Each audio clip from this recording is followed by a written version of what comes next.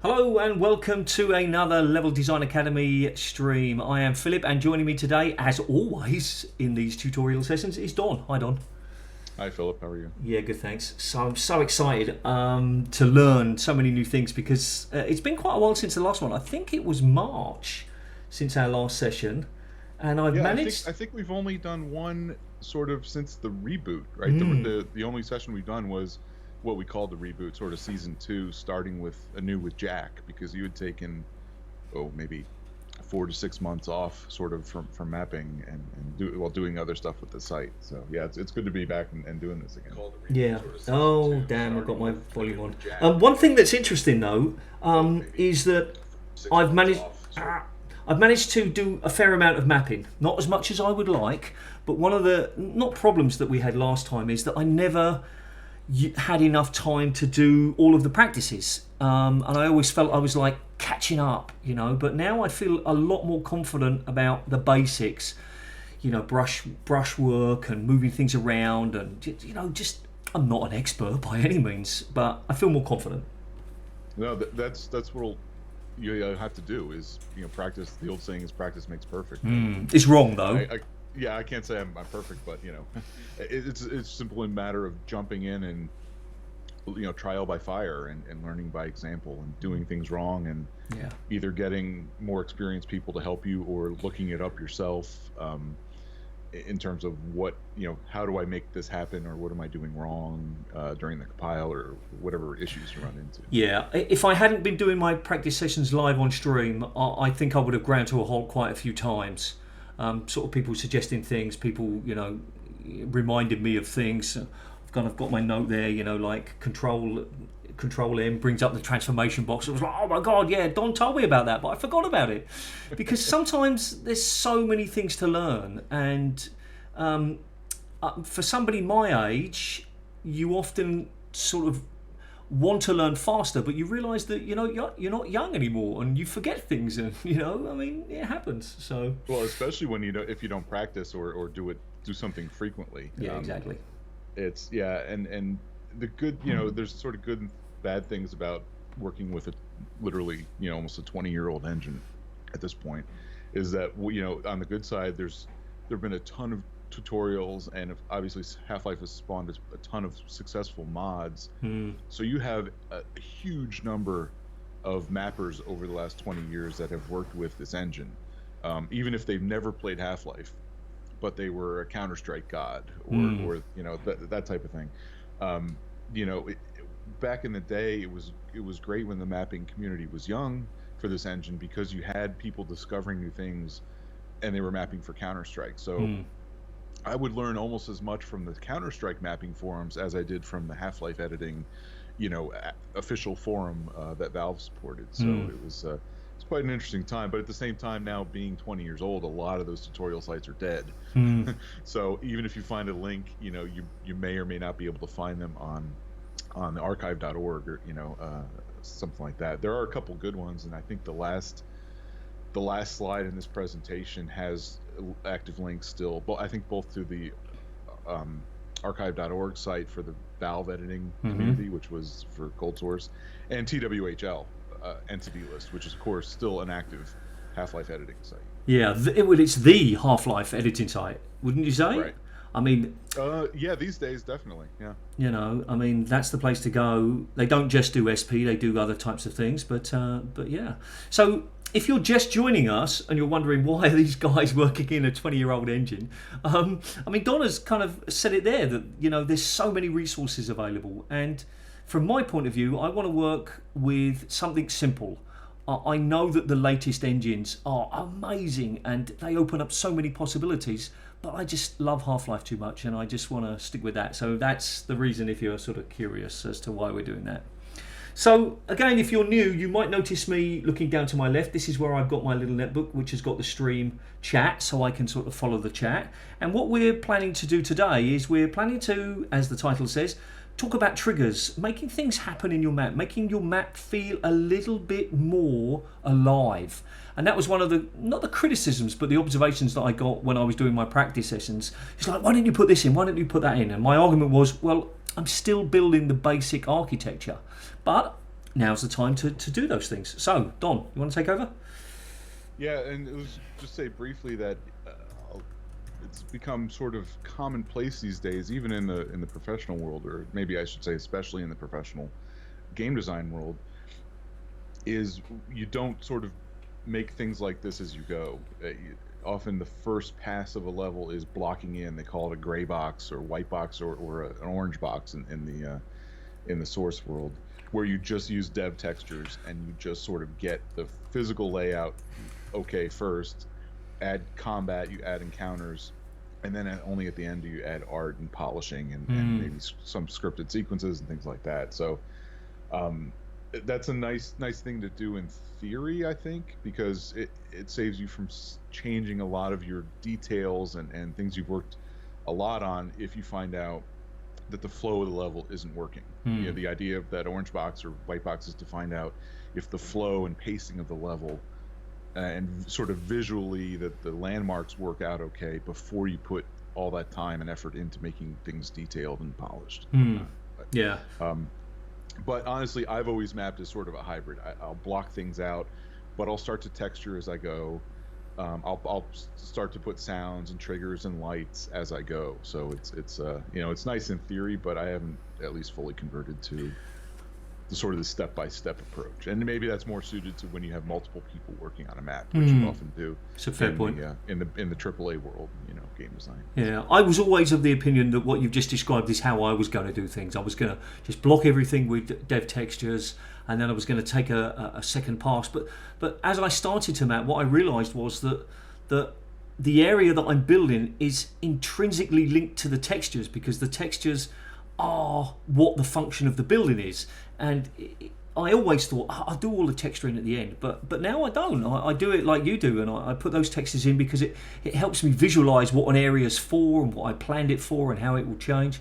So I suppose I'm a bit like you. I'm kind of starting as a hybrid kind of guy. So. Yeah, I think not only that, but you know, in the theoretical approach of building step by step, like the pros use, they have people to make textures that fit their geometry.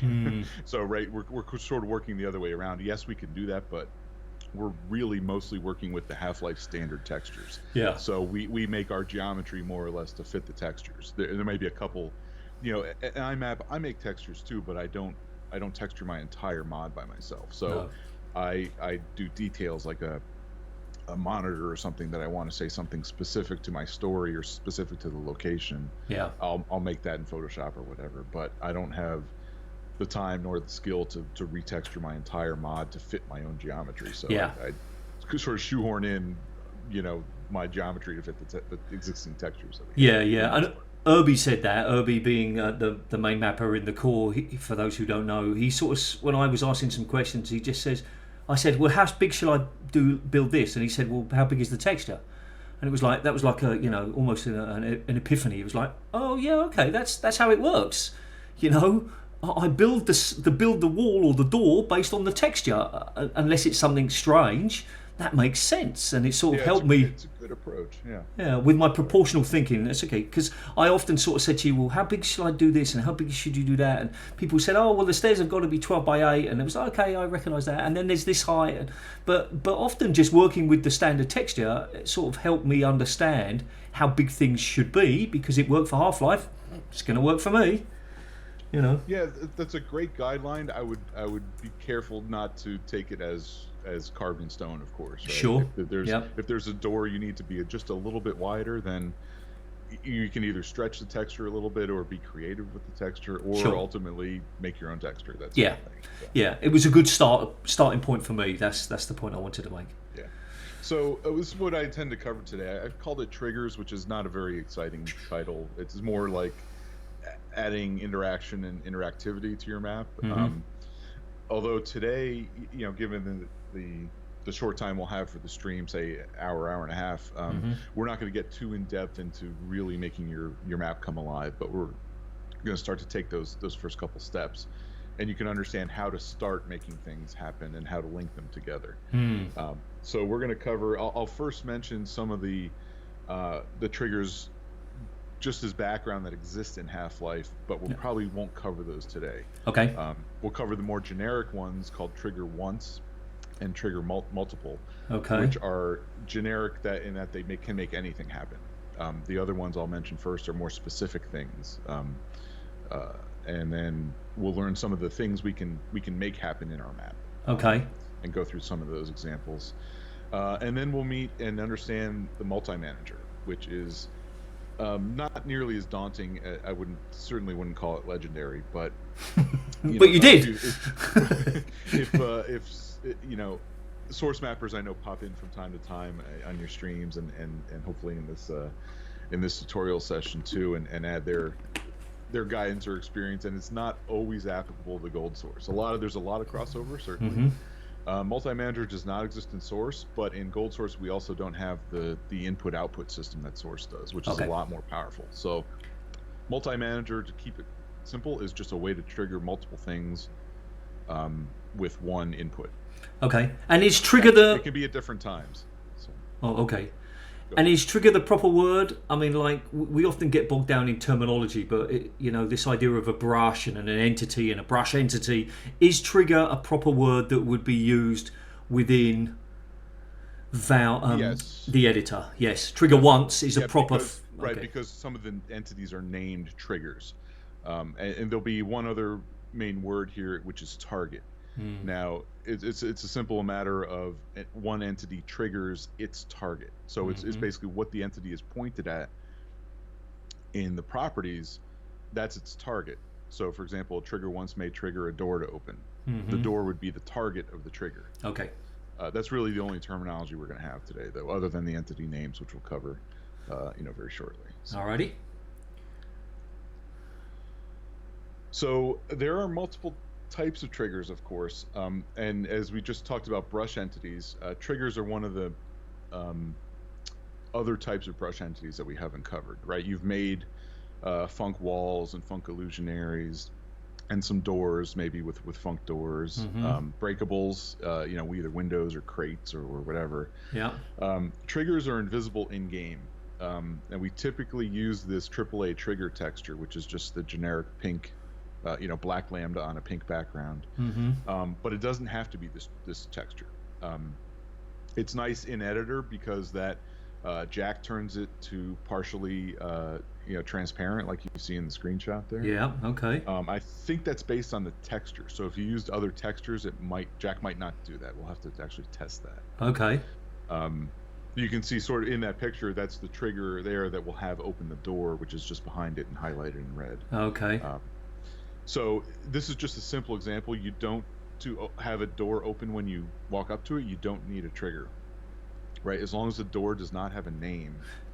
I was about to say that. Open when you touch it. Yeah. Yeah, I put a name in one of my sort of earlier test maps, and I walked up to it and it didn't work, and people were like, "Wow, that's really strange." And then somebody said, "Oh, but you've named it." So suddenly, right, yeah. As soon as you name a door, it locks to the player. So you would have to open it with a trigger or some other type of trigger. It doesn't have to be this sort of brush entity that you walk through, but you could have a button open the door, or a scientist that needs to use a retinal scanner or something like that open the door. Okay, so the brush, the brush trigger means that it's built as a brush instead of like an entity. Well, it is an entity, right? This is a brush entity. A brush entity trigger. Right. Yeah, we build a block or however you want to shape this. Okay. With this pink lambda texture on it, you tie it to an entity just like you would a door or a window. You tie it to an entity, but you tie it to say a trigger once. Okay. Okay. So our first exercise will be doing exactly this. This is literally taken from my practice map to. Okay. To open go a door. The first exercise. So. Yeah. Okay. And they are automatically invisible in game. This is a shot from Jack. So you won't see that trigger in game. It's you don't have to do anything special. It's automatically made invisible. So. Okay. And the size of the brush in that particular case would determine when it opens in relation to where the player is. If you want, it's exactly when the player touches the trigger. Any part of that trigger. So you want to make sure, if you want the player to definitely trigger something, you have to make sure it sort of spans the whole hallway that he's going through, or he can't accidentally jump over it or something like that. Okay. So, all right. But yeah, if the player touches any part of that brush, the trigger will be activated. Right. So this is an example of other specific triggers that we're not going to cover today. Also invisible in game and typically textured with this AAA trigger texture. But they have specific functions where our first exercise will be trigger once, has sort of a generic output. You can trigger anything with it. These trigger hurt, for example, will only ever hurt or heal the player. It doesn't do anything else. Okay. And that's a healing pool on Zen. And that's actually used, all you do is put I think it's a health or damage amount property in the trigger, which tells you how per second how much damage does a player take. So you would put one of those in a slime pit, for example, or if the player's running through fire or something like that, you would have a trigger hurt there to do flame damage. In this case, it's simply a negative number put in that damage, so it heals the player as you stand in that pool. Okay. Trigger push on the right, that's one of those launch pad, the bounce pads, and actually this is in Black Mesa, but you see in Zen as well, where you run up to it and it pushes you up into the air and you hear the springy sound. Yeah. That's trigger push is used to push the player, or I think you could push aliens and enemies with it as well. Okay. And does it only work vertically? I mean, can you have something that sideways? Okay. Yeah, it could be sideways, especially. I'm trying to think if there's any examples in Half-Life, but certainly in mods where you've been running sort of up or with a fan. Yeah, exactly. Or you're in maybe a flowing river or something like that. That would be a trigger push to move the player or provide some air resistance, let's say. Alrighty. Horizontally. So. Okay.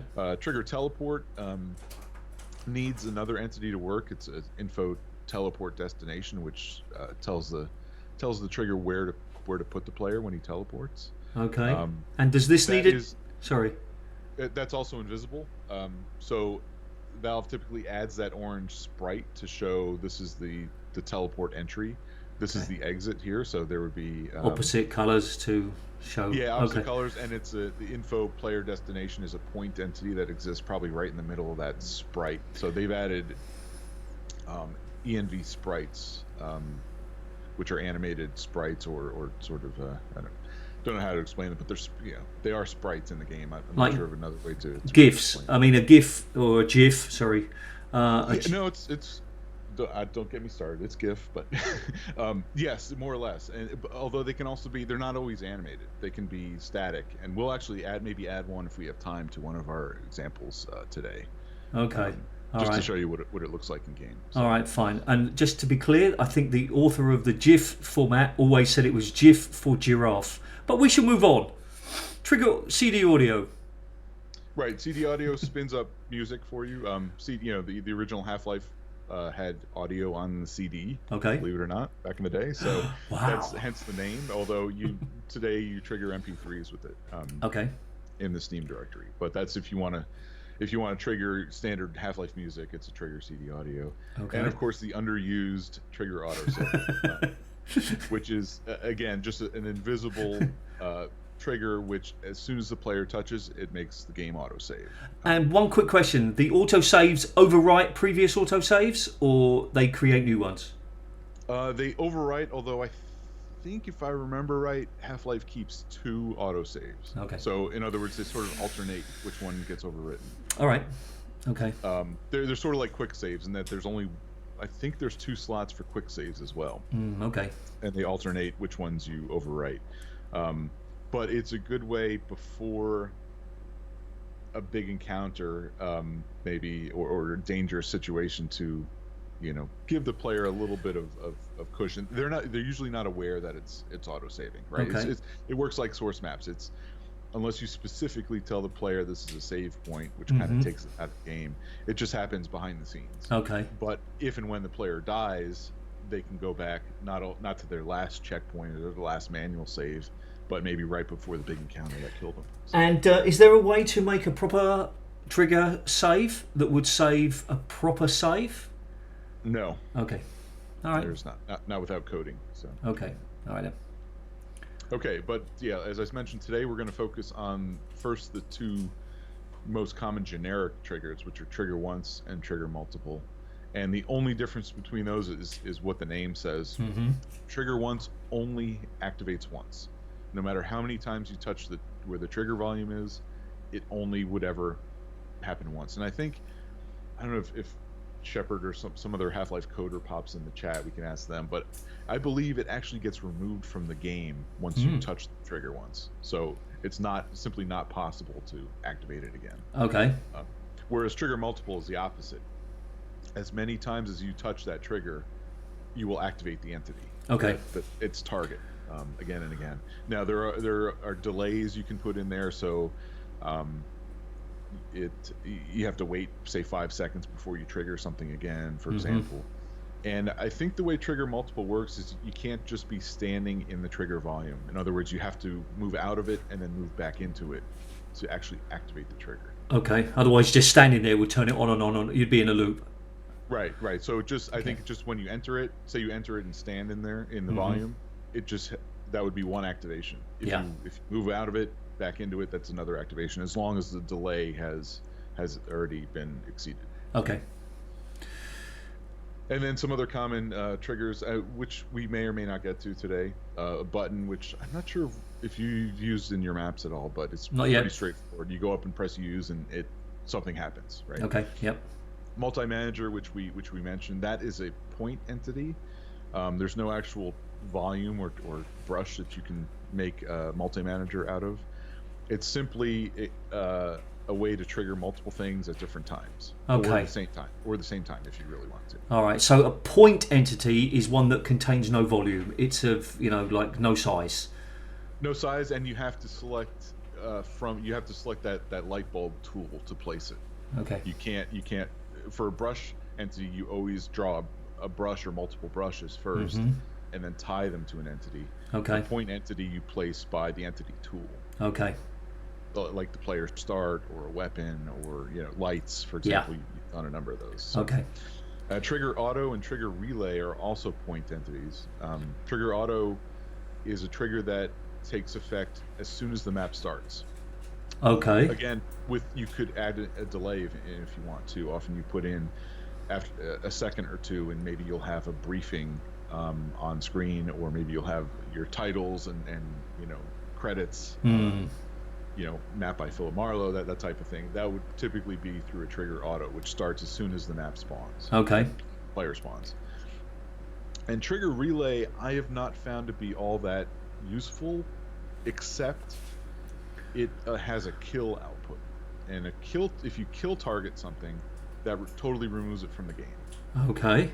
So if you were to kill a Barney, for example, you don't kill him in the sense that you shoot him and make him die. It simply simply means removed from the game permanently. Okay. And that's good for that could be good for a number of things. I mean, if you want enemies to disappear for whatever reason. Okay. I'll give you a perfect example. Is you have the G-Man in your map, right? Okay, yeah. So you have the G-Man in your map walking across a catwalk above you, as is often the case in Half-Life, and then he goes through a door or something off to the right, and only after you climb the stairs and go around the corner are you up on that catwalk. Well, maybe by the time he reaches that door and you're somewhere back in the stairs, you would use a trigger relay to kill that G-Man entity, totally remove him from the game, so the player can never reach him, or never see him, as is often the case in Half-Life. Okay. And would it be used see him from a distance, but not up close? Yeah. And would it be used for optimization? It could, yeah, it's possible. You might be able to kill things behind the player if they're definitely no longer needed, that type of thing. That would be more for large brush entities or things like that, perhaps. Or maybe you wanted a whole squadron of Apaches to fly over the player, while he's on the ground, but not attack him. Sort of a more for effect. Tension. Yeah, more for effect and tension. Then you might kill those Apaches once they're sort of over the mountain, out of sight, just so they're no longer in the game. They're no longer using up resources, that type of thing. No longer making sound, perhaps. Yeah, exactly. Okay. So it's not that common, but it's nice to know it exists if and when you need it. So. Okay, we can flip to your screen now. We're going to just start up Jack, and I think we should stick to basic text test maps for now, just to sort of understand the concept and make sure we're not introducing any other issues into our mapping and compiling with a more complex map. So. Okay, all right. So I've let me just make sure that the stream has got it as well. I've just opened a standard room, pretty much like yours was. I'll just check that looks like it's working. Okay. Yeah, you can just use the basic Jack room to start. Yeah. All right. And what you want me to do is you want me to cut this wall in half and put a door in, I suppose. Yeah. What I would do is I would shift copy one of the walls into the middle of the room again, just to kind of make a wall, so you don't have to build out manually. You can just make an interim wall in the middle, and cut a section out, make a door. And then maybe drag one side away from the wall so we have sort of another corner to go around to the other side when we need it. Okay, so... If that makes sense. I'm not sure it does, but I've just sort of done something that maybe makes sense.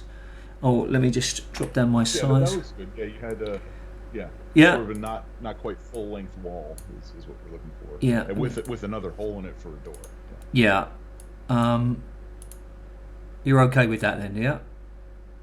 Yeah, and I would just make sure you remove those null textures by texturing with the concrete. The null will not show up in game, so it'll look like either a hall of mirrors or you'll be able to sort of see right through it. Yeah, okay. Alrighty. There we go. And I'm not sure what the gap is, but I'll just build a new... actually, the first thing I'll probably go into is... I'll probably go into the textures and browse a door. Okay, this one. So it's 64 wide. See that I still haven't quite got the dimensions in my head. So I'll just build something here. This is what you want, well, yeah? It varies, yeah. I mean, yeah, you don't need to lock to 64 by 96 or 64 by 128. Doors will vary a little bit in their width. That's a typical one, but yeah.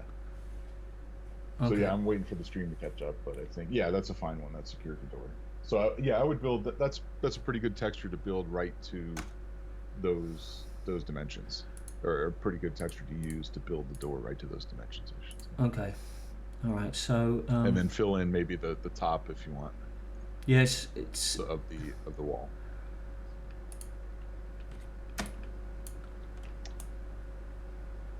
The only other thing you might want here is to maybe copy the light to the other side of the wall, just so you're right. Yep. Okay. So how high is this wall actually? This wall is 160. Okay, so I need to reduce the height of that door to 96, don't I? Just to make it seem sensible. Yeah, I would. That doesn't. In this case, yeah, I would build right to those texture dimensions. That doesn't seem right. And maybe make it thinner than the wall itself. Okay, yeah. So I'll drop down very quickly for that. We'll drop that, but I think I've got my dimensions wrong there. But we'll worry about that in a second. So we'll get that right. 96. Okay, that's the problem there. It's way too. 64. There we go. I don't know what was going wrong with that. Okay. And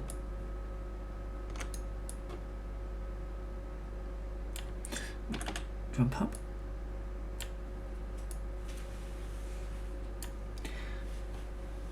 Oh, I've moved it. What a silly boy.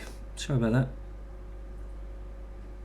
Okay, so this is boring for the viewers. I'm trying to do this as quickly as possible. Right, okay, so there we go. We'll just select that. And there we go. And now doesn't seem right, but right. And I need to, just remind me how I need to turn this around, because as you can probably see from the door, it's the wrong way round. So I need to unselect face. No. So I almost never touch those world and face checkboxes. Okay. In this case, all you need to do is put a negative number in the scale. If it's flipped in the horizontal direction, you put -1, say, for scale in the X direction. Oh, okay. I mean, let me cancel what I've just done then. I don't know if I can reset it to what it was. All right. I mean, face might work. It might or might not work. Yeah, it just worked, but it depends on other things. Okay. Yeah, your door looks awfully squat to me. Is that really 96 high? 96 high by 64 long by 8 wide. Okay. But yeah, I agree. It does, doesn't it? Anyway, let's copy that over, because as you say, we'll need a bit of light over there. All right. Okay. So there we go. Now I haven't turned that into an entity or anything yet. Okay. Well, yeah. Go ahead and do that then. Okay. So we'll make that a func door, and then we'll make it point the direction arrow so it slides into the wall. Okay. Okay. I think that's going to work. I don't. Do you want me to name it? Sorry, you broke up a second there. Do you want me to name it? Yes. Okay. Yeah, so to be triggered by a trigger input, entities need to be named. Okay. So name it something unique. It could be simply door 1, but I would not just call it door. Okay, no. It, you know, first door trigger. Or door yeah, exactly. 1, Okay. 001 or whatever you want to call it. Something all unique. Right. Okay. And then make sure the direction arrow is pointed so it's in the wall, going to be moving into the wall. Okay, you mean one way or the other. When you say direction arrow, you mean from the pitch you'll roll? Yes, but I specifically mean from the black compass in the upper right. Yes. So okay. if you click and change that compass, that actually changes the yaw in the pitch yaw roll entry. They should be one and the same. Yeah. Okay. Doesn't the direction of that black compass depend on which view you've just selected the properties from in the three? Yeah. No. All right, Vale. No. Yeah. So yaw is always from the top. From the okay. Top view. All right, and I've got it aiming to the right. Okay. But it's not really an arrow, though, is it? It's just a line. Well. Or have I misunderstood? Okay. Point the line in the direction you want the door to move. Right now, it's going to be moving into space away from the player. You want it to move into the wall, like a sliding door into the wall, right? So you want either 90 or 270. Okay. Yaw. Does that make sense? It does. I do, but if I'm looking, I mean, okay, all right. This applies to the top view. Yeah. Okay. Yaw is. So if you look at the pitch yaw roll entry on in the left attributes box, it's called YZX. Mm-hmm. Right? Pitch yaw roll YZX. So yaw is around the Z axis because it's the middle figure in there. And our top view is along the Z axis, right? It's labeled top XY, which means the Z axis is sort of into and out of the screen. Yep. So the yaw is around the Z-axis in the top view. Okay. Pitch and roll are more complicated because yes, those depend on. They don't depend on which view you've activated the box from, but they are different in each view. In other words, pitch is along the Y-axis, so it'll only be applicable to the lower right-hand view. Roll is along the X-axis. I don't want to get too far down into the details here. This is okay. I have to admit I'm pretty bad with it. We need to worry about at the moment. You've done this before, right? You've set the yaw one way or the other to make the door move in the proper direction. Yeah. Yeah. Okay. And I put a sound in. And we'll add maybe a lip, say a small lip, so it sticks out from the wall. Still, it can be 16 or 8 or not too big because then the player can't fit through. Okay, 16 done. And then let's put is there delay? Probably defaults to 4 seconds, right? That's probably fine for now. The delay before close. Oh something. Oh my days! All right, okay. All right, let me delay. Let me see what the delay was. Delay before fire. I got okay. Sorry, I'm just watching. You're watching me put the fire. Delay before close. Delay before close. Okay, 4. I think that defaults to 4, right? Yeah, the 4 is fine. Yeah, that'll mean. So if we use a trigger once with this, what this will mean will be the door will open as soon as we touch the trigger once, and will close after 4 seconds. Okay. And that's it. We won't be able to ever open the door again. Ever. Okay. In this map. So yeah. So this is probably a poor example in that you probably won't ever use this quite like this for a door. Yeah. You may use this for a door closing behind the player, though. Actually, maybe that's a better thing to do, but we can do that in a second. Right. So if you're thinking of Raiders of the Lost Ark type map where you enter a chamber and the door shuts behind you, and then the player has to move forward, right? So this would be an example where your trigger once would be in the pit. The player jumps down into the pit. Immediately, the door closes behind them, and they can't go back anymore. Yeah. Okay. All right. So now you want me to build a brush? No. Yep. So I would go to the texture browser and type in AAA. Ooh. Okay. AAA. And you'll actually see there's a number of other AAA triggers that are in the custom WAD file that we added, the one that I created.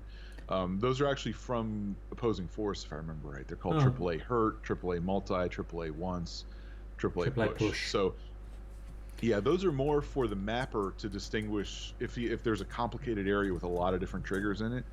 These different textures give them a way to kind of distinguish one trigger from the other without all looking exactly the same in the editor. That makes sense.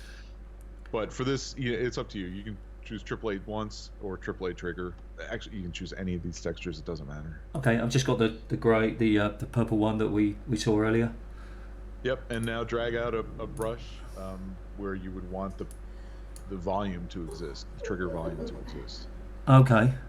All right. Well, I suppose just in front of the door. I mean, I'm not going to get clever and put it in a corner. Make sure the player can't sneak by it accidentally. Yeah. Make sure it's maybe far enough away from the door so it's not, the player doesn't always have to go up and hit the door, but it'll open. Maybe it's an electronic sensor sort of. Actually, what maybe another better example would be, you remember those old floor mats in the days where you had to step on it and the door would open in front of you? Okay. Yeah. In the grocery stores and things like that. They've all been replaced with those electronic eyes now, of course. But I'm dating myself here. But back in the day, everybody, there used to be rubber mats you had to step on to open the automatic door in front of you. And we used to stand outside, just jump on and jump off, jump on and jump off, just for fun. How sad were we? So that would be another use for a trigger like this is whatever you built on the floor would not be a trigger. That would just be a standard brush, and then you would put a thin little trigger on top of that. That would be invisible in game, of course, but it would have the same effect as when the player jumped on the mat, the door would open for them. Yeah. Okay. And now I've got, as you probably can see, I've just made this particular brush the same height as the door. I don't need to worry about making it too big because the player's never going to get up there. I mean, that's not something I'm going to need to worry about for optimization or anything, but there's no point making it bigger than it needs to be. Is that right? Yeah, I mean, these are invisible in game, so it's not chewing up resources or anything like that. I would say make it big enough so that the player can't sneak by it. If you need it to be triggered in your map, the player needs to get through this door. Make sure there's no accidental way that the player could jump over it or go under it or whatever. Or build crates and jump over something else, like somebody we know. Right. Well, yeah, okay. Okay. All right, so that's done. Troublemakers. Yeah. Okay, so we're now... create it? Yeah, hit enter, I think. Yes, sir. Your stream's a little bit behind. Yes. Once that exists, then same sort of method here. You select it, tie it to an entity. Either control T, right, or to entity over on the. Yeah, I pressed to entity, and now what do I call this? And then we'll select trigger once. You don't need to name this. This does not need a name. Okay, yeah, I didn't see the triggers. Okay, trigger once. Okay. Well, can you even give it a name? Can you? No, you can't. Yeah, I don't know. It's a good question. No, if it has no. No, there's no box for it. Name field. Yeah, okay, then you can't name it. Yeah. Oh no, it does. I have target and then name right below it. Oh. Okay. So target. Oh, this does have a kill target. How about that? I actually did not know that trigger once had a kill target output. Okay. So anyway, but we'll not worry about that now. So the first attribute here is the key one. The target is what the trigger will activate when you touch it. All right. So we're going to put our door's name in there. Yep.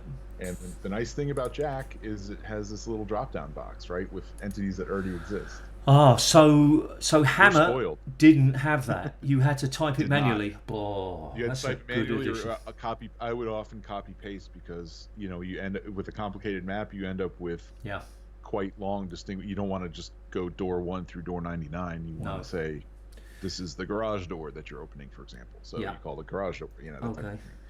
Copy paste was the way to go. Yeah. So you can look at the other attributes of the trigger once, which mostly come in handy, in my opinion, for like troubleshooting. If you want to make sure a trigger is being activated, you can type something in the message, and that'll pop up on screen. You can just say activated or whatever. But obviously, when you release the map, you typically don't want text on the screen saying that a trigger was activated. Okay. But it's good for troubleshooting. And then in the flags, we'll take a quick look at that. We're not going to check any of these boxes. You see monsters, no clients, and pushables. Yep. Monsters is if you want one of the aliens or a scientist, any non-player character to be able to trigger this.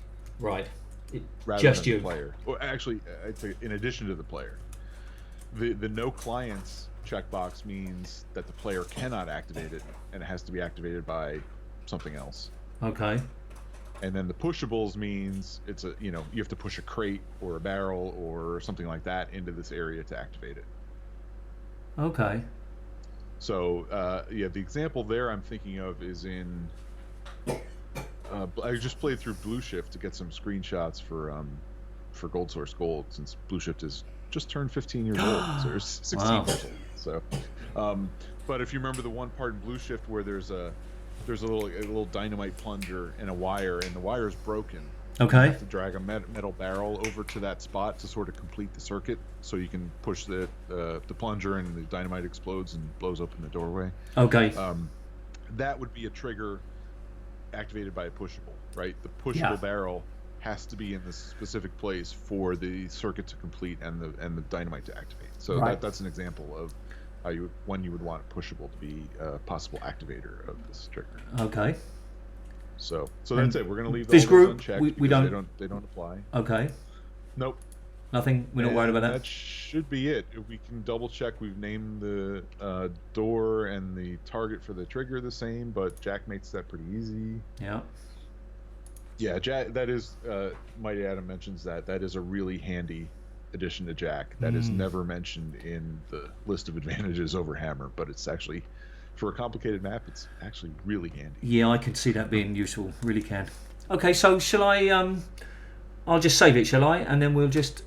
Or is there anything else to do before we take?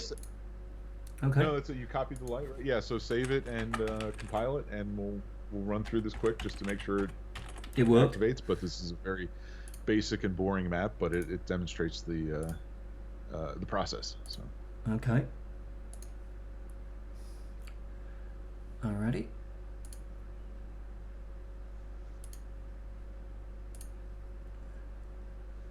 Oh no, there's a leak. Okay, that's done. I can't tell if you're joking. I'm sort of immune to it. Yes, I've gotten leaks in maps this small too before. Have you? Yeah, but this one was made by Jack, so surely. Right, but all you have to do is accidentally drag a thing, 2 units, and you get the leak. So, you're right. It's true. It can happen. It's it's not secret. All right, so now we need to. I think we should be in game now. I'll just double check before I sort of. Before we carry on. Just waiting for the stream to catch up. Yeah, me too. No, we're not. So let me just get back into OBS and see what's going on there. There, I can see it now. Oh, yeah, you can. All right, good. Phew. Right, and now I just need to remember what I called it. It was called like Trigger Once Map, I think. Map. No, it's not trigger once map. Okay, let's go back to the compiler. Trigger once test. All right, there we go. Sorry about that. The other nice thing about source is, right, it will autofill map names in the console. Oh my god, I called it trigger map test now. Trigger once test. Oh dear. All right, here we go. Da, da, da. Okay, so the door doesn't look too. It doesn't look too small now. All right, so I'm not going to just rush in. I just want to sort of see where. Yeah, it worked. Okay, that lip is actually quite big, isn't it? Whoa, whoa, whoa! Oh, damn it! I'm stuck in the other side now. What did you put in for lip? 16. Okay, well that's pretty big for a door that's only 64 units wide. That's a quarter of the width. Yeah. Yeah, I mean that's. So this is what I meant by dragging the wall away from the side wall to allow us a little passage to get back to the first area. No big deal. Nothing will happen anyway, right? This is a trigger once. Yeah. So you get the text on the screen at least that says, "Yay, it worked." Okay, so one of the things I'm just trying to figure out is the distance, in map and where it happens, and it doesn't work again. Okay, so that worked. Yeah, this is again maybe not the best example because for a door like this, you would typically just not name it and not add a trigger, and as soon as the player bumped into it, it would open. Yeah. Unless you only want... That's a typical behavior of a door. Sure, unless you only wanted it to open 3/4 or 1/4 so that the player sees something in the background.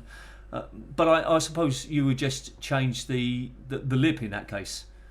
Correct, yep. Okay, all right. Okay, so I'll jump back into Jack now.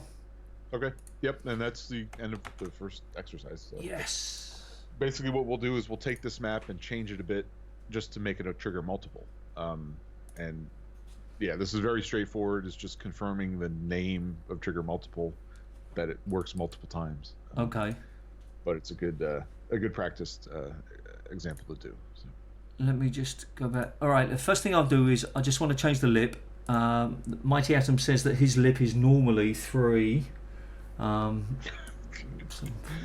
I'll do. Is a little odd, but yeah. 4. I'll do 4 because it's like multiple of the size of the door, and then I'll just very quickly move the wall back a little, so as you say, so I can run around and do that if I need to. So yeah. The other thing to check when you move that wall is that you cover up the null texture, which will probably be on the edge of the wall there as you drag it back. Yeah, right. Okay. So I'll just pop in there quickly and boom. All right. Oh, hey Zeke, how's it going? Hey Zeke. Heyo. All right then. So now,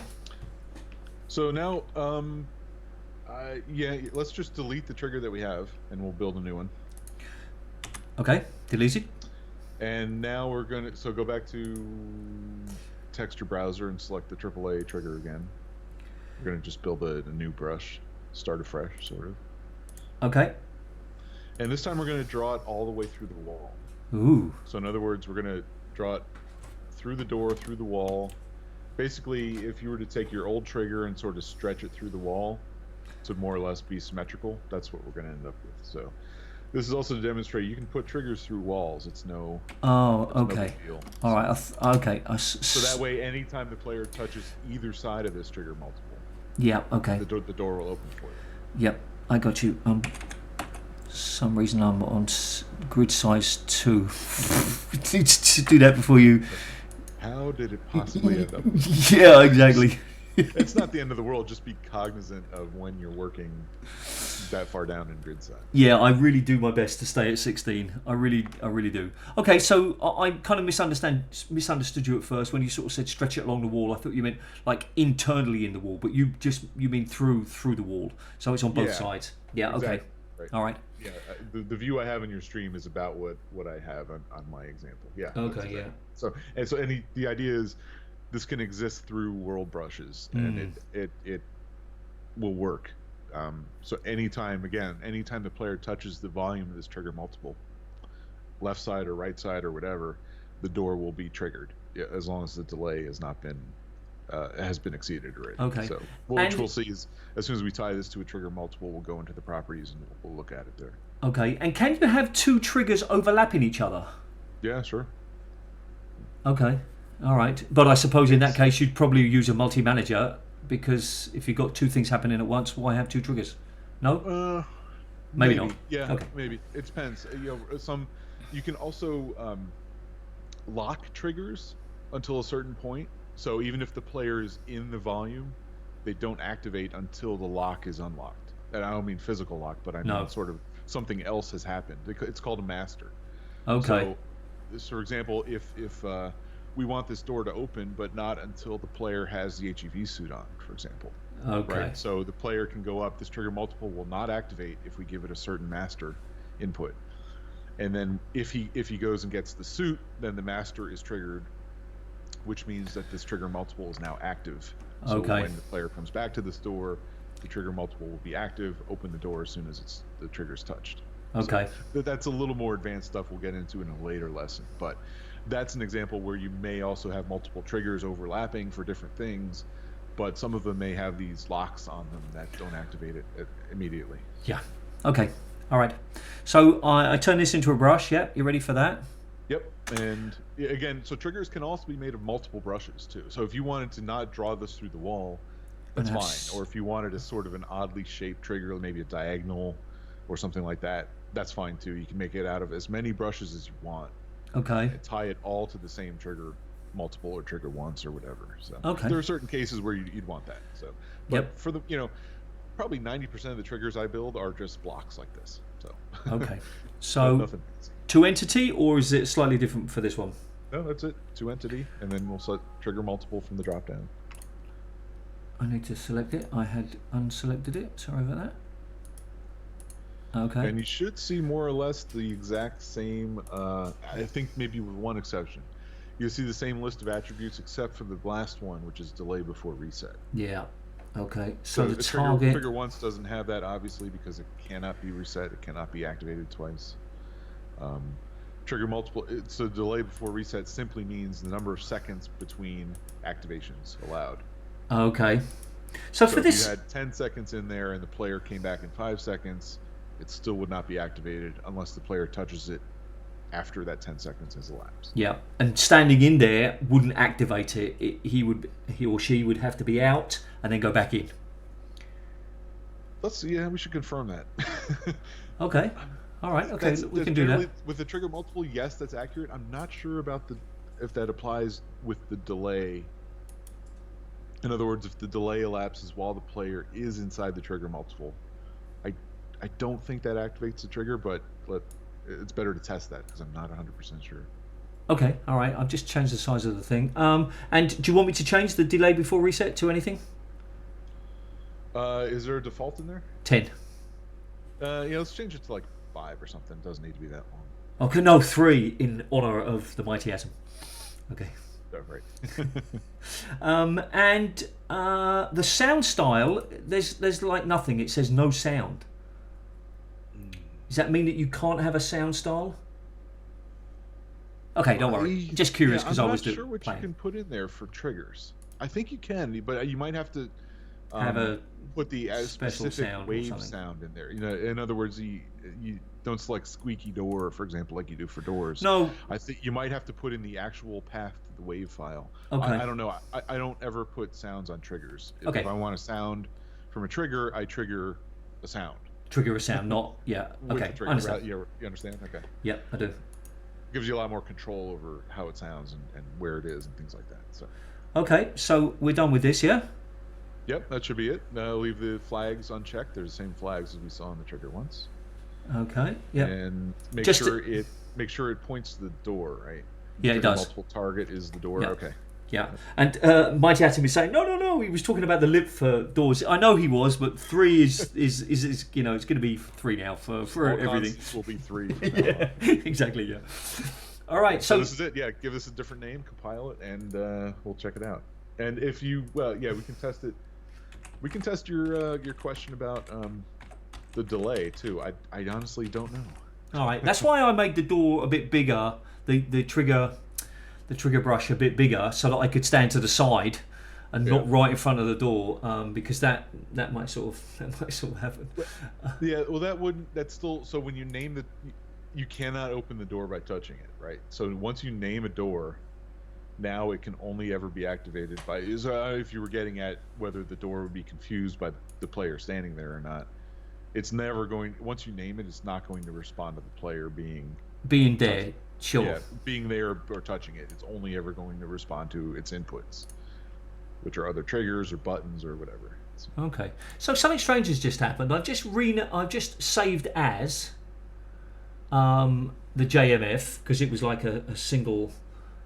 It was like the trigger once test, and now when I go to export the map, it's not listed. Well, this is the jack bug we've run across before, isn't it? Maybe I'm misunderstanding. We have to type it in manually, I think. Yeah. Okay. All right. So that's that. So now I just need to compile it. Yep. Okay. Boom, boom, boom. All right, goody. Fine. And then we'll get in there and play. Control G. And we're back in here. I'll just double check.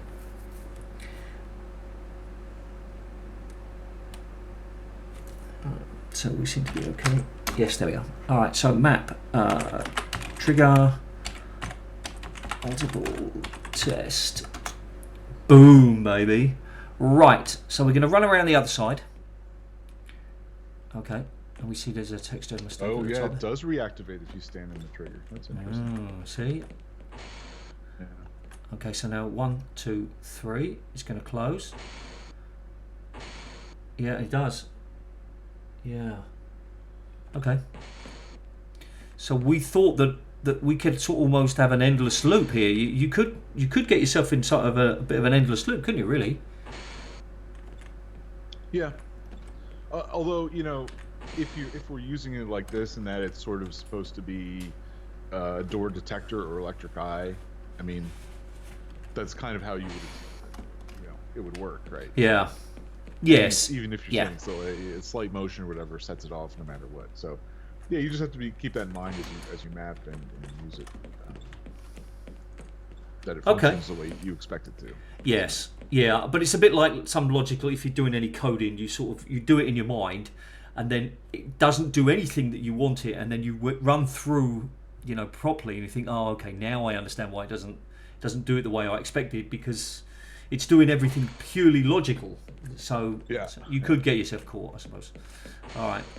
Okay. Good. Back to Jack. Yep. And next, so we're on exercise 3. If anybody has looked at the presentation, we're going to make a func button, but we're not going to make a door now. So you can still use this map if you want, but we'll make something on the wall instead. Okay. Instead of opening the door with the button, we're going to have a sign or a monitor that changes its texture when you hit the button. Yeah. Okay. Because that's kind of related to the question that I was talking about earlier, really, wasn't it? Yeah. Yep. Okay. So I need to make a button. That's what you want me to do? So I would. Well, let's start with either one. Yeah. Let's make a button. That's fine. I've never made a button before. Okay. It's not very exciting, but yeah. Yeah. Okay. I just need to sort of see the size of everything. Yeah. It may be best to make just a test button. In other words, I wouldn't put this button on the wall because we want to be able to look at the wall as we're hitting the button for our monitor or sign or whatever to change. So maybe either just make a little floating button out in the middle of the floor. Okay. At sort of chest height, so the player can can activate it while still looking at the wall behind it. That's the idea. So so the best textures, in my opinion, to use for buttons are the ones that switch, like will flip state when you use it. So those are called switchable textures, and the best way to find those is in the texture browser. Oh, okay. I'd kind of selected button already. That's fine. Is there a button here? It's like most of these are okay. Actually, I think all these will probably work for us. But so you want the +0 texture on. +0. Yeah, I still see the game, by the way, Phillip. Oh, okay. Something went wrong there then, because I did. Control J. All right, sorry about that. Still in game, still in game. Everybody's like shouting at us. You're still in game. Okay, so I just check that the things caught up. Yeah, there we go. Okay, yeah. So Yeah, if you search for button, I can't see OBS is in the way, but you're filtered by button or BUTT. yes, sir. Or something. Okay. Button. Yeah, those are fine. What you want to do is build the button in Jack by using one of the +0 textures. So those are the off textures. Okay. When the button is in off state, it's one of these +0 textures. You can see the corresponding +A texture, which is the switched or on version of these textures. But so we want our button to start off. So pick whatever texture suits you from the plus, sort of the left side. The +0 versions of these. Okay. It's a huge button. Is that right? 32 by 32. That's absurdly big for a button. Yeah. Okay. So often for details, the texture is right because you don't necessarily want an 8, or you can't have an 8x8 texture. Right? It has to be multiples of 16. So the smallest texture you can have is 16 by 16, which is, if you think about it, is still pretty big button. That's roughly 16 inches by 16 inches. You know, that's a basketball or soccer, at least soccer ball size button, which is pretty big. So especially as you get smaller, the textures will have to be scaled down to fit your geometry. The rule of thumb for doors and walls and ladders and things like that is more for geometry in the level, not details, more or less. Yeah. So our sign may be the exact same thing. When we see our sign texture, it might be 6 feet wide. Well, we don't want a 6 foot wide exit sign. We want, maybe half that size or less. So we'll scale it down to fit. So yeah, that's fine. Just make sure the button's not, maybe move it down a little bit. It looks to be right at eye level for Gordon. So maybe move it down a block or two. So it's sort of at waist level. And again, this is obviously not a pretty button. This is just a test button. Yep. Okay. Alrighty. I think. Yep. Let's leave that for the moment. Let's not tie it to an entity just yet, because we'll have to put in the target, which we haven't created yet. Okay. So now we're going to, let's go select another switchable texture. And the way to do this, go back to the browse textures. And the best way to do this is to filter by +A. Okay. So you see, these are the off versions of the textures. Oh, okay. That makes sense. So if I just did plus, that's like a bunch of things that could be +0 or +A. Well, and it's more than that. There's also +1 through +9, which are animated textures. So the problem with sorting by +0 is you get not only the off textures the base textures for the switchable things like buttons and lights and signs, but you get the start of the animated texture too, like flickering monitors and things like that, which we don't want here. We just want the switchable. We want to choose like +A exit, maybe, that if you see that in the sort of middle upper row. Gotcha. That's a good one. We actually don't want the A, we want the 0. Okay. In other words, we want to probably apply, well, either way. I was going to apply the off texture so it starts off, and when we hit the button it turns on, but you could do it the other way around if you wanted to. Okay, no, we'll start with it off. Yeah, okay. So it should be +0 exit should be the exact name of the texture. Yes, sir. It's just a dark green sort of off. It is? Exit sign that's turned off, that texture. Okay. Now we're going to build a small sign on the wall, so behind the button, so that the player can be looking at it when the button is pressed. So whatever direction that needs to be for your map. Okay. And we'll just build a small, maybe 4 or 8 unit thick sign. That is, it can be near the door if you wanted to. I just have it on a random wall, but however you want to place it. Okay, yeah. And so this texture is 64 by 48, that's a humongous exit sign. Okay. I think I scaled it down. If you scale that down by 2, that's a pretty good start. So say 32 by 24, and then whatever thickness you want, say probably 8 units or less probably looks best. and then 32. we can simply fit the texture to the front. Okay. All right. So I'll sort of texture it now, and I'll. Yeah, that's just 50%. So you take the 64 by 48, you cut each in half, and that gives you, you know, a nice even scaling of the texture. Yeah. And even, well, yeah, this texture isn't the best example because it's kind of got that black Edge at the bar at the bottom. Yeah. Okay. I don't quite understand why it is that. So you might want to. It's up to you whether you want to adjust the texture a little bit to maybe better fit the. Yeah, I'll just leave it as it is. Yeah, we just want to see it working. Yeah, absolutely.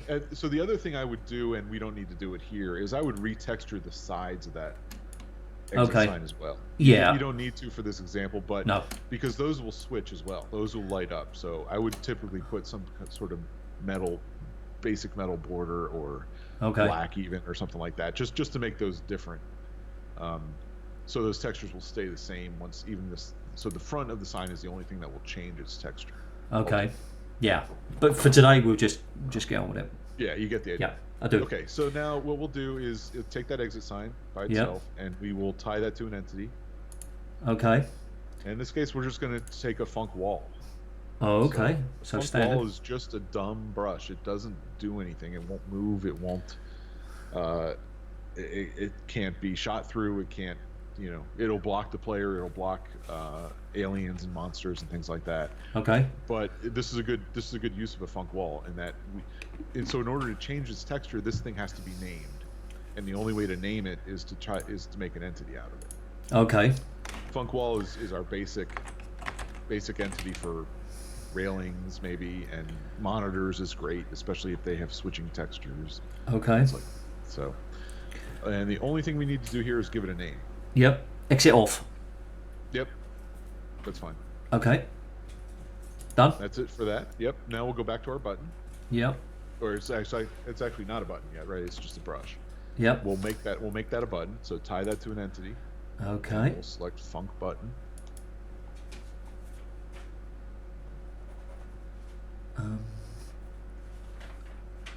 Okay. And we don't need to name this. Okay. We'll just make sure we fill in the target. Exit off. Right. Yep. Let's see if we need to change anything else down here. Let's give it a sound, maybe.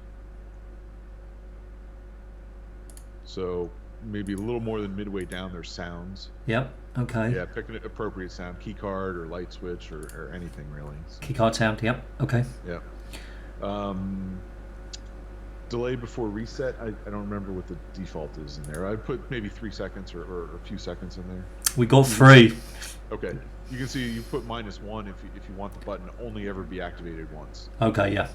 Which is often a good choice in maps, right? If you want it clear that the player only has to hit this button once, and it did what it's going to do. You don't right. It avoids confusion in that. Oh, is this on a timer, or do I need to activate this twice, or whatever?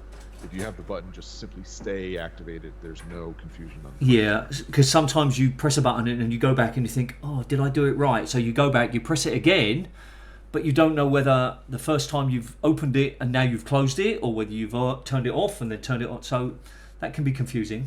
Okay. Exactly. Yeah. So, but in this case, we'll leave it as 3 seconds because we'll actually use this button to toggle the sign on and off. Okay.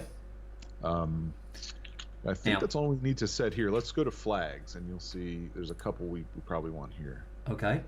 By default, buttons move when you activate them. Oh, okay. Yeah, I never really like that. So the first thing I would check is don't move. Yep. Okay. In this case, I agree. Yep. And then the other one I would check is toggle. Okay. Since we specifically that means the button's output will then toggle the trigger. In other words, it'll turn the trigger on or turn its target on. It'll turn its target off as you hit it. Okay. Second time and then third, forever essentially. Okay. And then that's all we need. We can add sparks if we want, or touch activates, so the player doesn't have to use the button; they just have to bump into it. Ooh, can I put sparks? I want to see sparks. Yeah, sure. Yeah. I think that starts with sparks on, but I'm not sure. Yeah, I'm not sure quite how it looks because there's another way to do sparks too. All right. And that should be it. As long as that target is pointed toward our sign. Double check. Exit off. Yep. Yep. That should be all. So let's go ahead and save and compile this. Oh, okay. So let me just ask a question. I don't have to put like the exit on. That's going to know it's automatically, is it? Right. Well, there is no exit on at the moment, right? You're sending a toggle. You name the wall, the actual sign. Yeah. Exit off. Yeah. Right. You're not naming it. It's not a state of the sign, or it's not a sort of a command to the sign. It's the actual. You're pointing it to the sign. So the only thing the sign knows what to do is to change its state. If it's off, it'll turn on. If it's on, it'll turn off. Okay. So the name of it doesn't matter. I mean, it matters in that you have to point the button to it, but on, off, whatever, it doesn't matter. So you could just call it exit sign, for example. And okay. since we've set the button to toggle the state, right, we could also set the button not to toggle. In that case, it'll only ever turn the thing on, and we can never turn the exit sign off. Okay. All right. Okay. Toggle's not enabled there. I kind of misunderstood what we were doing. I thought we were going to sort of create two brushes, and one was going to appear and the other one was going to disappear. But in this case, it just switches between, and it knows that because of the texture is plus A or plus. Exactly. Yes. Yes, you could do that, and we talked about that a bit before the stream with a different example that you were asking about. Sort of, Funkwall toggle is also an entity where you could turn things on or off totally, and they either exist in the world or they don't at any given time. But this is specifically, we chose a switchable texture, this +0 +A combination. Okay. So all right. So you want me to save this and compile it? Right. Okay, good. Yep, fine. And compile. Okay. Yeah, Adam has a point in the chat. You could just name the sign sheep, and as long as the button targets sheep, then it will work. It doesn't on/off doesn't matter at all. So. Yeah, I wasn't connecting my exit off with the idea. I just didn't realise that as soon as you've got two textures like a +A and a +0, that they automatically knew each other. I didn't know that the plus meant that was a toggleable idea. Right. Well, this is another thing I sort of wanted to slip in there and cover is toggling textures. They're nice to know about, especially when you start building things like buttons and indicators and signs and things like that. So. All right. Okay. So I think that I've just switched over to the game, but I'll restart the map anyway because it's the same map. I'll wait for the thing to catch up. Whoa, got the sparks. Loving it. All right, okay. All right, so there we go. So I made a mistake with one of the textures, or a couple even, that they're not... they're not... Yeah, you put the on texture rather than the off. Yeah, okay. Yeah, that shouldn't. That's just visual, though. You should still be able to activate the button. Right, so now I just need to use it, yeah? Yeah, now make sure you're looking at the sign when you do it. Yeah. Okay. Okay, well that's pretty simple. Yep. Which textures? So all of the textures that were off go on, and the texture that was on, nothing happens. Yes, it goes to the opposite state. Oh, okay, that's interesting. All right. So as I mentioned for the exit sign, we could have started with the on texture and used the button to switch it off. It's a toggle for all the textures. So as the button switches, all the textures will just change state to the other on or off texture, whatever you don't have on there originally. Right. Okay. Now I certainly don't want to hijack your lesson plan, but can we now make it so that the button opens the door and turns the light on? Yep. That's actually the next step. Yeah. Multi-manager. All right. Okay. So back to Jack. Close that. Minimize that. Back in there. All right. Okay. So I should be back in. I should be back in Jack now. Yes, I am. Yep. Okay. Okay. So first thing I would do is give the map a new name. Okay.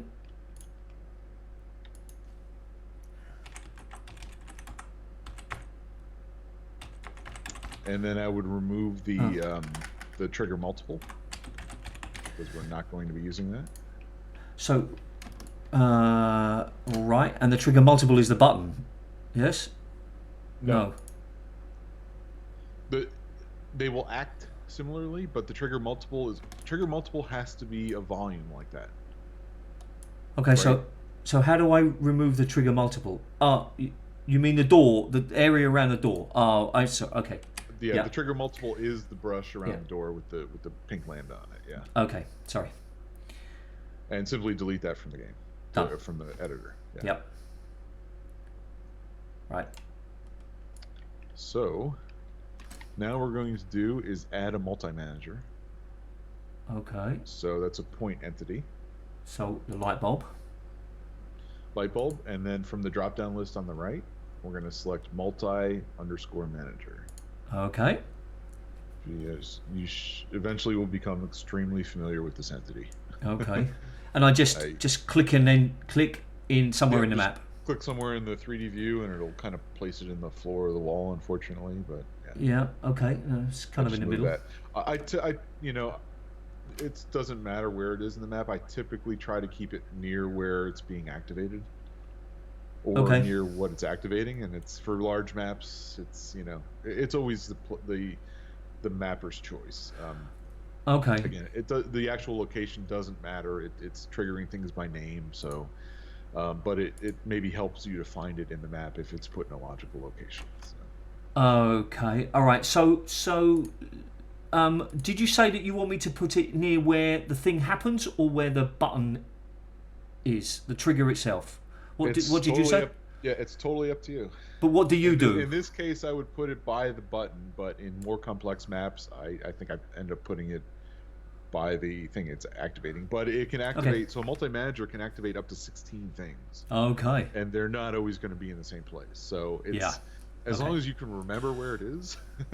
Yeah. Even then, there's a way to search for entities by name, so you don't need to remember where it is, but put it somewhere logical is my only advice. Yeah. Okay. Somewhere it makes sense to you. So. Yep. Okay. Done. Once that's in our map, the only thing we need to do here is select it and then Alt-Enter to bring up the properties. Okay. And the only thing you'll see there is a name at the moment. Yep. Okay. So let's give this, I typically start my multi-manager names with MM underscore, I don't know, trigger, whatever you want to name this, doors or button sign door. Yeah, sure. Okay. And now to add things that this will trigger, we have to turn Smart Edit off. So you see that you still got the properties, object properties window open. Yes, sir. My Smart Edit button is blue. I'm not sure if yours is. You have a slightly different ski. I'm on Windows 10, so it's sort of you had to say that, didn't you? You had to say that you use Windows 10. I'm really annoyed by it, but I've kind of got like an indentation as if it's been depressed. Right. Clicking it now puts it out. Yeah. Okay. Right. So we need to add keys and values. To add things that this multi-manager triggers, targets, let's say. So, and this is how, if you ever open the map file or even the BSP file in Notepad, this is how the information about each entity is stored. Okay. There's a key value, and then there's a key, and then the value after it.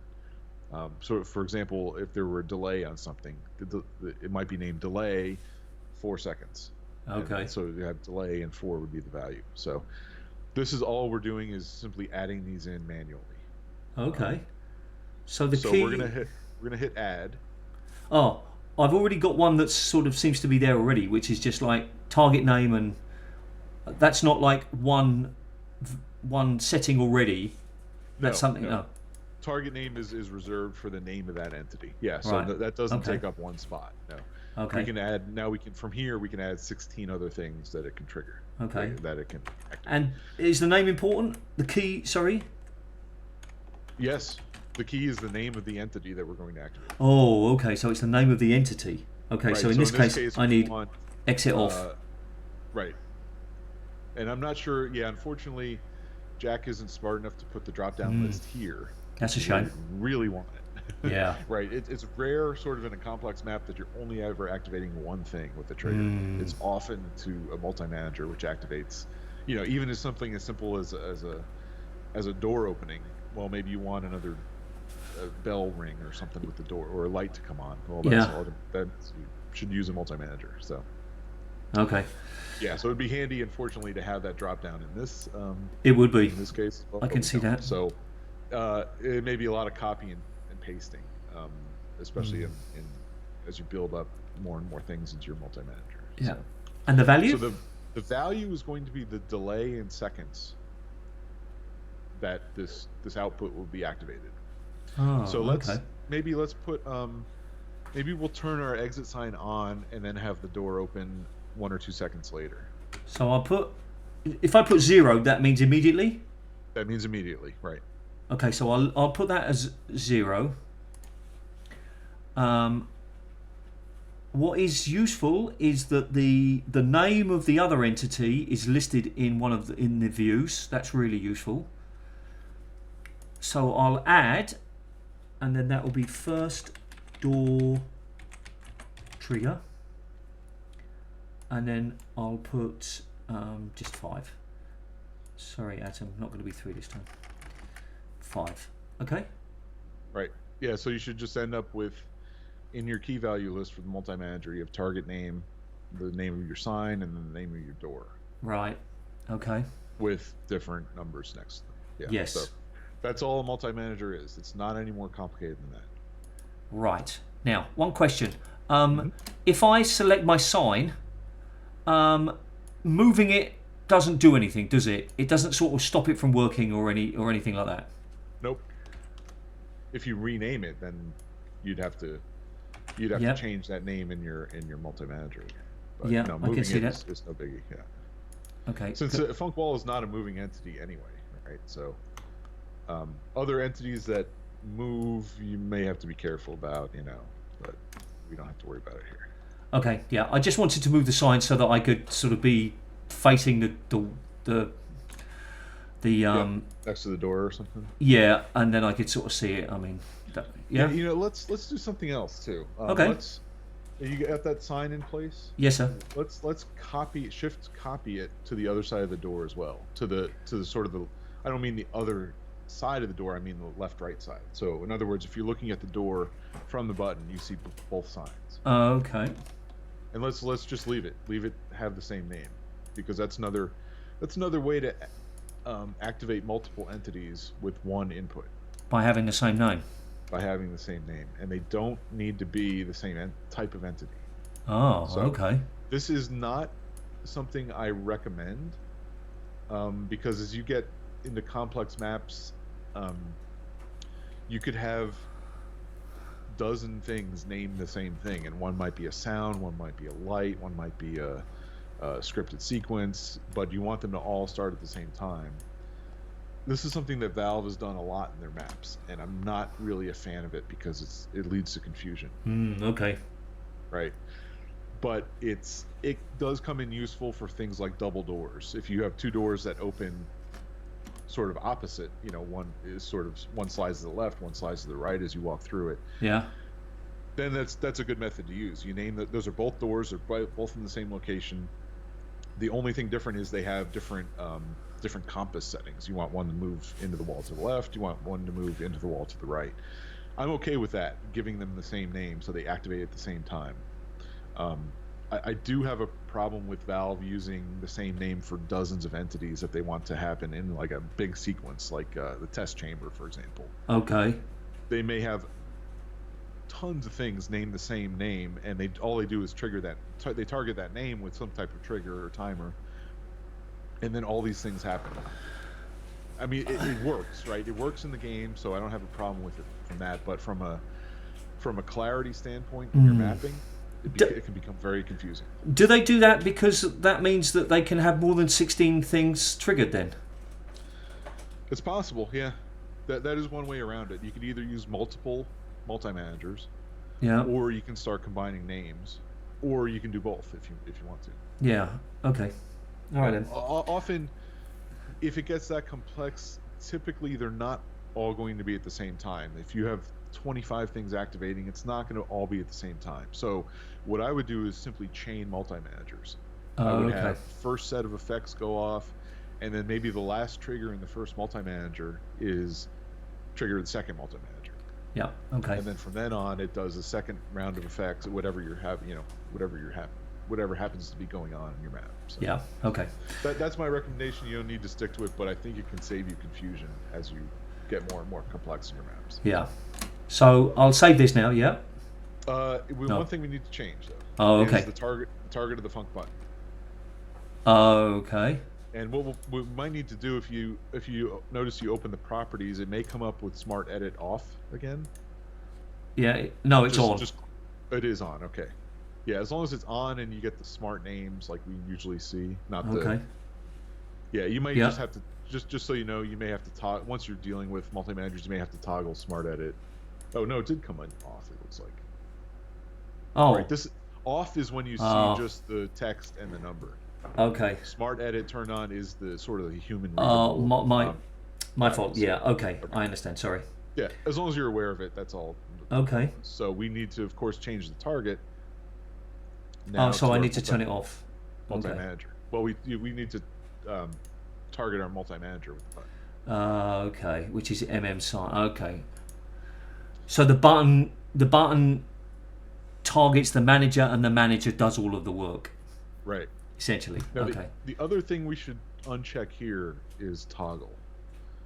There's no real concept of toggling a multi-manager that I can think of. Okay.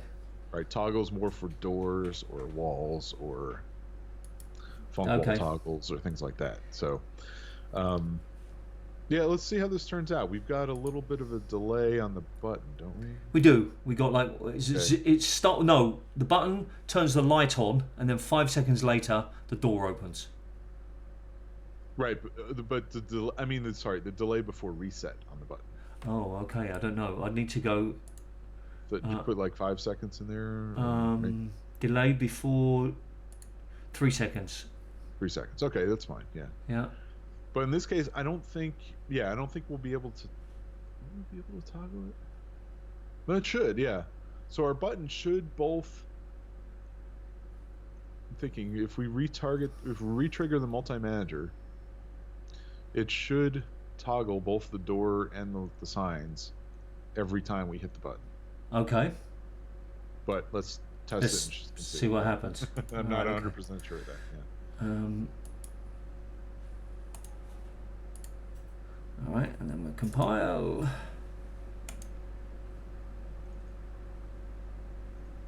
All right, great. So then I'll just jump back in game. And restart. I won't do anything until I see that the stream is caught up. I don't want to. Oh, it's quite slow. It's quite far behind now. Only just finished compiling. It's in the game. I can see it now. Oh, okay. Oh, all right. Yeah, okay. Yeah, you're much faster than I am then. Strange, isn't it? I'm broadcasting and you see it earlier than I do. Right. So now I go up. Oops. I go up. I use it. The light comes on. 3, 4, 5, and the door opens. The lights stay on, and the door closes, and the lights have stayed on. I turn it on again, and they go off. 3, 4, 5, and the door opens. Okay, so the lights are not toggling.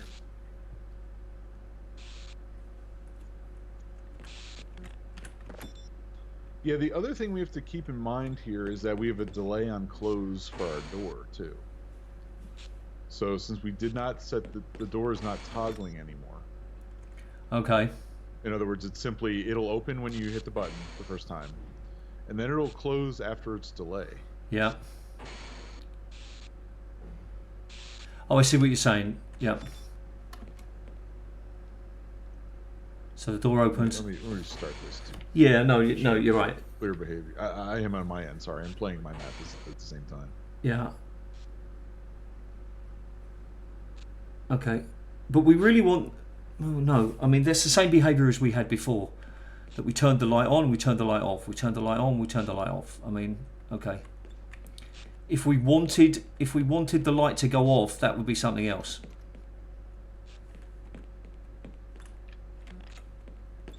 Well, it's working for me. Every time I hit the button, the lights toggle on or off. Ah, okay. The door is a little bit different because it's on a timer as well. So that might not have been the best. We probably should have changed that before we compiled the map. Right. In other words, we probably should have set the door to toggle rather than auto close on a delay. So that can lead to, confusion. So. Yeah.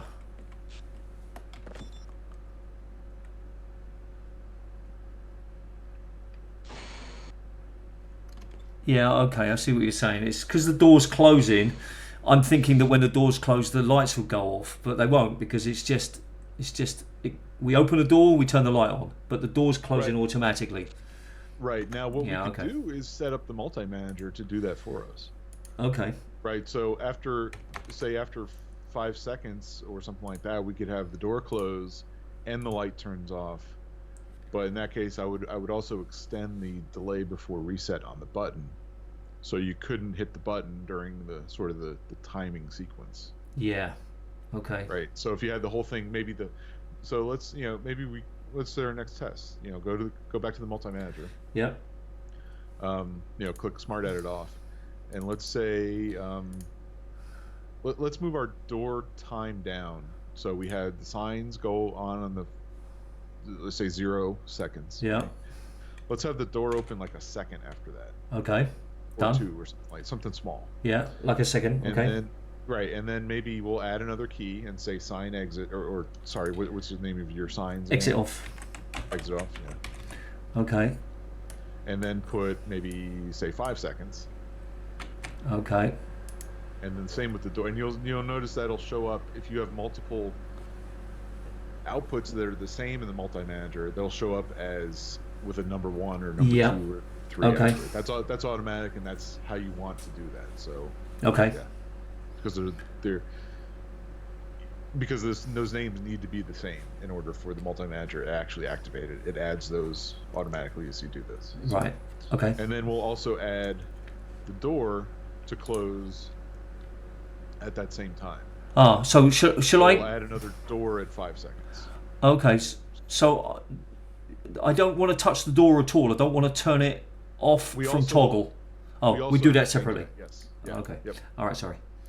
All right. So add, and then in this case, it's first door trigger, and the value then will be 5. I'd put 5. Yeah, whatever we have as the exit signs again. Yeah, put that as the door, and then we'll go back to the door properties. Okay. And click Smart Edit back on,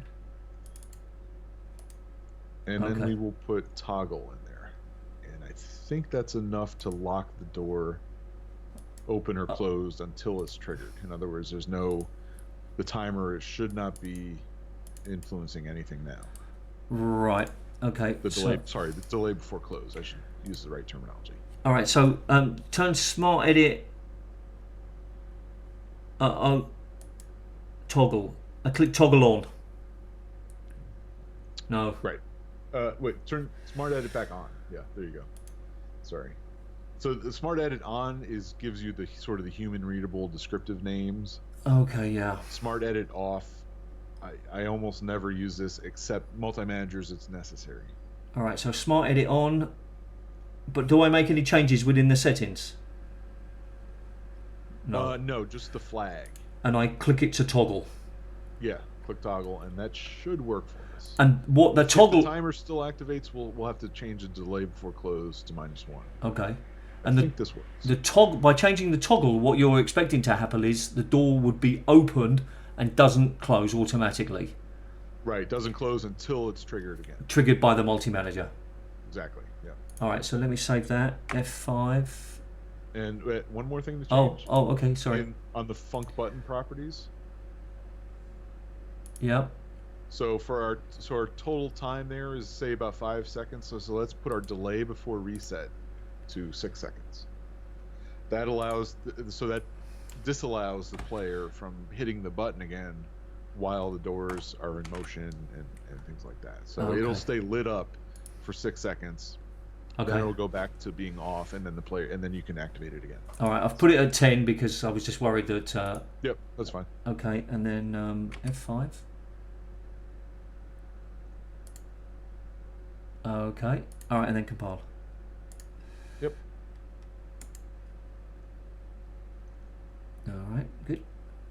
Back into game. All right.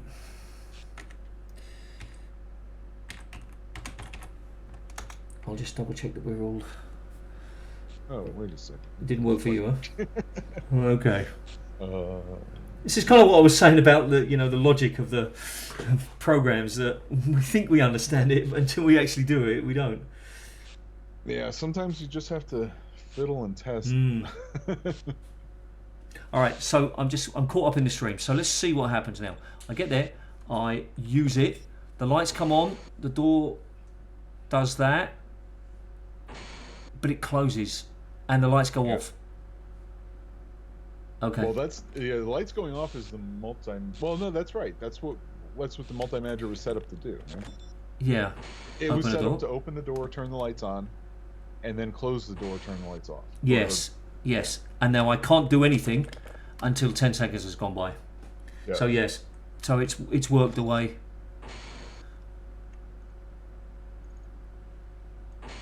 Yeah. Okay. All right. Okay. Let me good. Check my map again. I think I'm.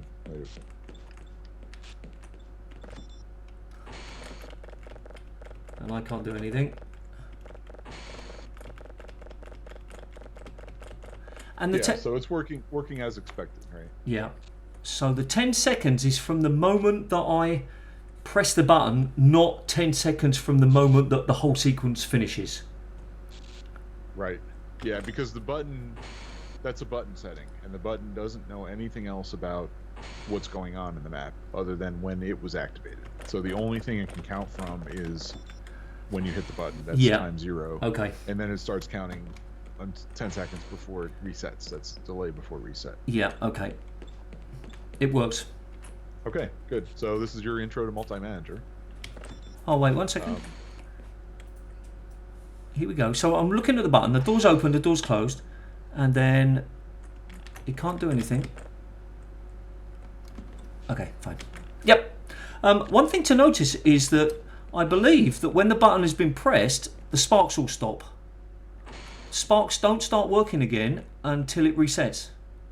Oh, okay, yeah. I don't. So in general, there's a specific entity for sparks. Oh, okay. I never use the built-in sparks with the button. All right. Yeah, it's nice to know if you can make use of it. Great. But just be aware there's an ENV sparks, which is a much more controllable spark entity, I suppose. Okay. That exists specifically just to make things spark, whether it's monitors or wires or buttons or whatever. So. All right, good. I think now is a good time to stop this particular stream, if that's okay. Or did you have much more? We at least reached. I had a couple more, but I had at least reached where I wanted to get to, which was okay. It unfortunately didn't give you great examples of things that can actually happen in your map, but at least hopefully you now have the tools to start activating things. Yes. And once you explore more, maybe you can, and a great way to understand things is simply play through mods and play through the games or sections of the game and see what types of things Valve and Gearbox have added to their maps or other modders. And start, as a mapper, you start to sort of look at those mods differently in that you maybe try to understand how a mapper did something. Yeah. You'll start to see stuff that is maybe a little tricky. You don't quite understand how they trigger this, how they put it together. But those are good questions to start asking and maybe writing down even, and then we can address those in future sessions. While I remember, one of the things I want to do is I want to learn how to make those glass doors. Those doors which seems to have the frame. Is it just a case of like just building the brush, or is it a bit easier? Is there like a model for that or a prefab or something? So that's something I'd like to talk about in the next session. Well, a quick answer is, as I would generally answer a lot of GoldSource questions, is there's no shortcut. Okay. right? Those are, if you want a glass door with a metal frame, Yeah.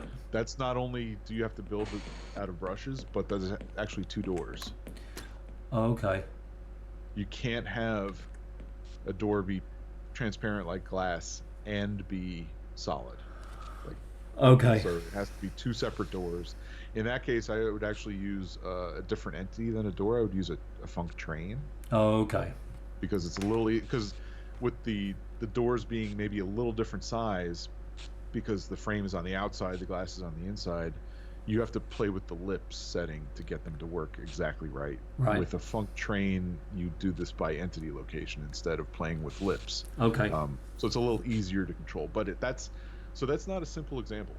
Oh, That's a okay. good question, and it's maybe common in a lot of maps, but it's, as in GoldSource, the answer to many questions is a little more complicated than you think it should be. Okay. All right. Unfortunately. Yeah. I mean, that's the way it is. Because when you see it, you think it's just going to be another door, but I couldn't find the there's no texture for it, of course, because it's half transparent and half solid. So it's like, okay, I want to learn that, but okay. No, yeah, and in further Source down and the in line. modern engines, of course, that would be a model, right? Yeah. That would be a model you could put in, and it has an animation sequence and whatever. Yeah. GoldSource, no, it doesn't. It's not like that. All right, perfect. So this has given me the good grounding now to go back to my map and to sort of start to put some things in and see. Yeah, one of the things that you've taught me already is like the movables. I want to see how I can combine the triggers with movables. I mean, I know we've done the door, but I'm thinking, like, for example, a grate on a vent that when the player starts to walk forward or just around the corner, it's just, it's swinging as if something's just entered or come out. That's the kind of thing that I'm keen to sort of work on as well, not just like things changing lights and stuff like that. Right. So I'll play with that. Yeah, and some of it, I would always recommend this. I know it's not very exciting and certainly not something you want to do on stream. Test maps. Yeah. No, not just test maps, but look at the full entity list for Half-Life. Okay. The last link in the let me see if I can grab the link actually, and I'll just paste it in chat. The last page of the presentation has a link to the TWHL page on Half-Life entities, and it's good even if you don't drill down and click on every link, which of course will take forever. But if you look at that entity list and just see the names of some of the entities that exist, that might give you more ideas as to what can be done in the engine. And so, swinging vent, yeah, there's an entity that's perfect for that. But if you want it to also be breakable, okay, that's much more complicated. Sure. So, right. So the key to keep in mind, with very few exceptions, is that entities in GoldSource only have one purpose. Okay. Right. Doors can only move, sideways or up and down or whatever. Yeah. They can't also be broken through with a crowbar. Okay. You can't really have 2 properties like that. Like I said, with very few exceptions. There are a couple exceptions, and there are a couple mappers' tricks, of course. But of course. Rule of thumb is entities serve one purpose. Okay. So. All right. Okay. But you read through those entities, see some that maybe pique your interest just from their name, and then read about them. See, maybe you can understand what they're used for, or examples in maps that you're familiar with of where the mapper might have used this for a certain purpose. All right, great. And another thing that I'd like to do, it sounds more advanced than it maybe is I'd like to do a little bit of work on texture creation, because I don't want to become a texturer, because I know that I don't have the ability for that. But I'm kind of, now that you've introduced me to this +0 and +A, I've kind of got this idea that if I could copy some textures and rename them, is that possible to sort of take textures out of a ward and put them into a new ward but rename them? Is that possible? Yes. Mm-hmm. I want to do that next then, because that might be the solution to my problem, or my idea that I mentioned before the stream. So that might be a good idea for like a short session. I wouldn't. That probably isn't a full hour and a half or something stream. That might be like a brief, maybe not 30 minutes, but maybe something like 45 minutes. If we just work on how to get your custom textures into your map, It's a couple step process. It's no big deal, but we can then go through a couple of specific examples. So especially if you have some images that you want to create or copy from an existing WAD already in mind, or already created in Photoshop in sort of multiples of 16 on a side, so they're 32 by 64 or something like that, then we can go ahead and take those and put those into a new texture WAD on stream, and sort of by the end of the stream have them in your map. Yeah, okay. I don't want to do that. I want to take existing textures rather than creating anything new, but that's no harder, is it? No, but why would you take existing texture, or do you mean modify them as well? Possibly, yes. But the reason I want to existing textures. Oh, I'm sorry. Go ahead. No, the reason, because I want to make them toggleable. What's the able to be toggleable? Is that a proper word? Yeah. Toggleable, I suppose. Yes. I want to make them toggleable, like the sign between the exit sign. Okay.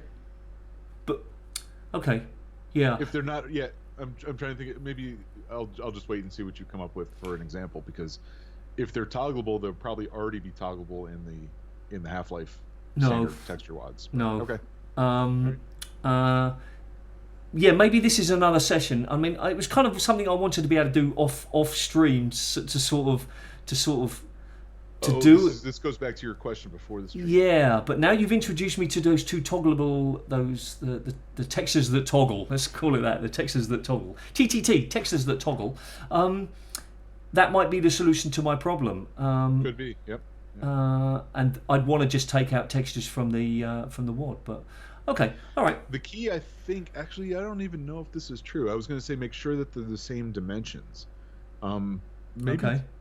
Maybe they don't have to be, but I'm not sure how it would behave if they're not. In other words, if one texture is larger than the other physically. Yeah. That's unknown. I don't know how Half-Life would behave, but it's worth testing. Well, yeah, we could experiment. Okay. All right, perfect. So thank you very much, Don, for your time and your knowledge. Thanks to everybody in the stream. I really appreciate it. So if you're new to mapping, then you can start with our Season 1, which is like everything from the beginning.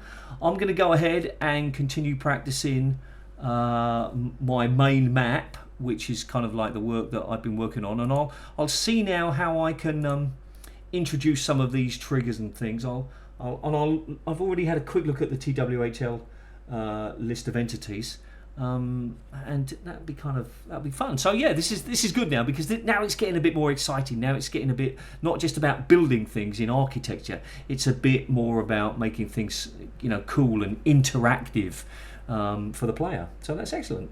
Triggered. Okay, yeah. So that's it. We finished. Thanks very much. And remember, finishing Half-Life is just the beginning, but also Level Design Academy, taking Half-Life to new levels. Thanks for watching. See ya. Bye.